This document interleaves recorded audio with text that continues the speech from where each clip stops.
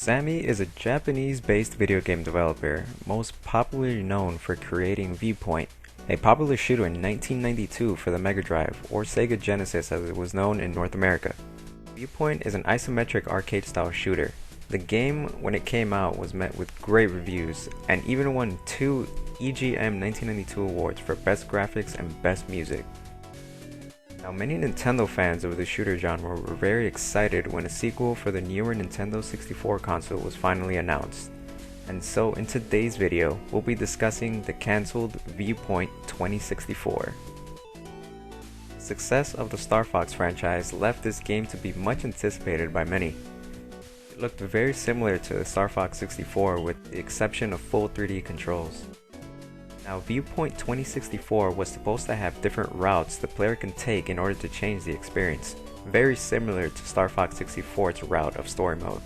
There were also different point of views you can take in-game, such as first person, behind the ship view, and then the classic traditional isometric view from the original Sega Genesis. Similar to many other cancelled games in the series, not much is actually known about this game. There are a total of 15 areas to explore. The format was very simple. You blast your way through hordes of enemies in order to reach the boss at the end of every level.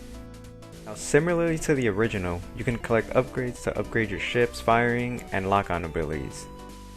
There was one complaint that I can point out about this game, is that from the prototype footage, the game seems to have very low draw distance in its mechanics. You can't see any enemies or terrains until they are within a certain distance.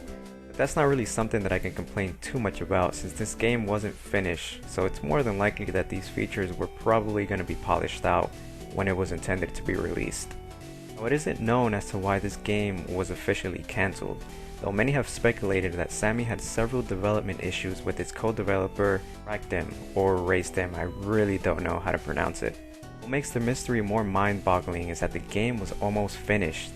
Now, a fun fact about Rakdim is that they immediately went to create Bomberman 64 and Snowboarders Kids for Atlas and Hudson, so I can only assume that the relationship between the two companies wasn't a peaceful one. It was announced that this game was to be exhibited at the Tokyo Game Show in 2000, but sadly, it never did. Now, Viewpoint 2064 only had a few screen caps and a short video as proof of its existence, until September of 2015, when a playable prototype of this game actually surfaced on eBay and sold for over $3,000.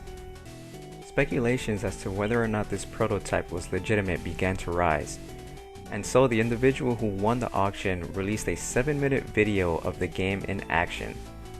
And once again, the game looks very much so complete, other than a few minor nicks here and there.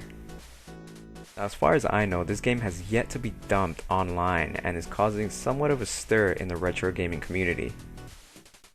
Catering to the issue that many people are keeping these prototype games hostage, so to speak, in order to make their investments much more popular and expensive. Now, in my opinion, a game like this deserves to be dumped into the internet for all to enjoy, because honestly, this game doesn't look bad, it actually looks pretty good. Hey, that's just my opinion. So one can only hope this game gets shared within a few months to come. And that is all we know of Viewpoint 2064. Thank you guys for watching. Have a look at some of my other videos, and I'll see you guys next time.